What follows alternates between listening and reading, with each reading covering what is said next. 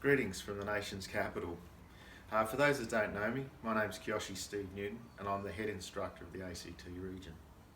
I thought I'd just throw together a quick snippet of what I'm doing during these interesting times that you might find useful.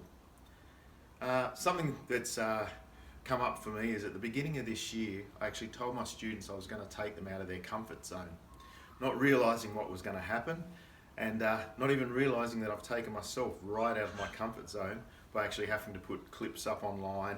I'm not one for putting things on Facebook, as some people will know, which I'm going to have to get better at. But what I'm going to talk to you about is just three things that I'm looking at. And the first one is reflections and being grateful for what we have and for our journeys in the BJMA. The next thing is meditations on martial arts. And the third thing will be learning, what we can do to learn in these interesting times, seeing we can't actually get into our clubs, our schools, and get together and train, because that's where we produce a lot of energy. So the first thing is the reflections on my journey, in particular the BJMA. Who would ever thought that 35 years ago, at a barbecue in Maylands in Perth, I'd be introduced to a style of martial art that really suited me, but it was just fantastic. It was real. For me, they were looking for the truth in a technique. Now, I was introduced into the system by a good friend of mine, Mark Callaghan, who ended up being best man at my wedding, and my first instructor, Richard Pansy. And through that, we got to go and train with some of the well-known martial arts in Zendukai, like Rod Stroud and the like, and obviously Soki Bob Jones. On that, I need to look at where I've come from and where I am intending to go with my reflections. Now, I've got to train with some fantastic martial artists. A lot of people I've trained with, I'd have to say they're no mere mortals. Fantastic skill sets beyond what I thought was quite possible. Also too, in my reflections, I look at my time in Thailand. Because of the chief, Bob Jones, as you know, we like to affectionately call him the chief, his interest, bringing Thai boxing back into Australia many, many years ago, gave me this passion that I wanted to learn more. And I had the opportunity to head to Thailand to live for a couple of years due to my wife. Now, my wife could have taken a posting anywhere around the world, but she chose Thailand against a lot of the older women's thoughts at her work about taking a newly married man to Thailand. Just on that note, I received an award when I left Thailand, leaving of my own free will and still married to my wife. Those that have been up to Thailand or lived there for a period of time can understand what I mean. And during Thailand, my time in Thailand, I got to learn some really interesting things. The first thing is how to squat. Now, squatting and being a leap stand was really interesting. First is the Thais can talk anywhere, and often they will squat down to have a conversation. And it becomes really useful to learn straight away, as I found out, as their toilets can be just holes in the ground. Now, a squat is a skill, so you can actually leave that bathroom without embarrassing yourself. So being able to squat, hold your clothing out of the way, do what you need to do and leave. The other thing I learned that was a bit interesting in Thailand is how to clench and run. Again, if anyone's been to Bali and had Bali belly or been to Thailand and suffered a bit of food poisoning, you'll understand what I'm talking about. But there also too, my Thai boxing experience took on a new meaning. I was lucky enough to actually train with a gentleman who ranked all the fighters at Lumpini and Ratchadanam. So he taught me a lot of really cool techniques. So I reflect on those times and I look at how I can actually improve them. And in doing that, when I came back from Thailand, I developed a thing called 3-step, which I won't go into it with you now, but few people have seen it, and maybe another chance that I'll get is actually to show you what I'm doing with that. The other thing I look at is meditations. And meditations for me, it's not all about emptying your mind, so to speak. Yeah, you can do that. You can try and empty your mind and relax, but it's about focus for me. So I can focus on my forms, and I meditate on my forms. I meditate on techniques. So in my forms, I might be looking at my grounding, my posture, my stances.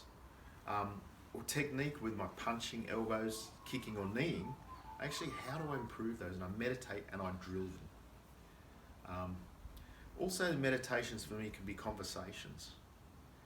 Now, we've had plenty of conversations with the chief over the years, and we talk about circles, big circles, small circles. Sometimes we talk in circles, but that's probably more to do with me. We also discuss footwork and the similarities in footwork. Now, my footwork is a little bit different. It's just like walking. It's quite a natural thing, and it also looks a bit like the Aikido, their footwork, which you can't see a lot of under those hakamas. And also maybe Aida or Kendo, very, very similar, because I find for me personally, that keeps me active and I can activate all my weapons when required. The other thing that we talk about is generating power. And I like to call that energy. You've heard Sergey Billy talk about his mind and projecting his mind. Mine's very similar, but I talk about projecting my energy and being able to pick that up. But that may be for another session. The last thing I want to talk about is learning. Ask the question about yourself, how can you learn? What can you do now to actually improve your skill set while you're not with your instructor? A number of years ago I was asked the question, when do you know you're a master? And I have a very simple answer for that. And this is my perspective, is when you understand that you're always a student. I'm always learning. I'm always looking to ways of learning and improve myself. So reading is a great way to learn. There's plenty of texts out there, books to read, you can get online stuff to read. And again, things always come back for me of what I was spoken to. So many, many years ago, I started my martial arts journey in other styles of martial arts. And I remember training with someone who said, if you can understand mawashi, circular movement, I can't teach you anything in martial arts. And that has always stuck with me.